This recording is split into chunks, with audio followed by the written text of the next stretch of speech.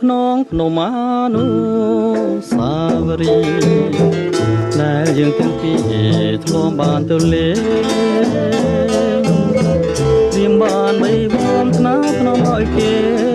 បែកទាំងខ្លាឆ្វេងអូនស្ដាំសាមភ្លេងក៏មកជានរវើយទឹងជ្រោះហូរហួឈ្មោះទៅមហាសាគរតែក្លិនកេសរនៅតែគៀកកាបាំងសីហៅទៅតែនៅចំឡា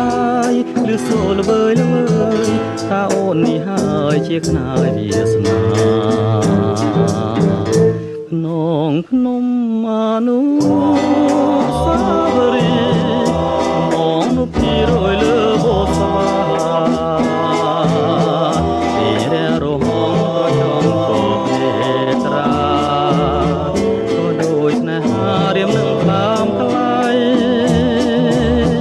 នឹងឃើញទេមុំក្នុងភ្នំអនុស្សាវរីយ៍គឺឆោមឆោមនាងភ្លេចសំដីអូនបានសេចក្ដីថាស្មោះលោកស្រីគូភ្នំរលាយតែចិនស្រីថ្លៃមិនរលាយឡើយ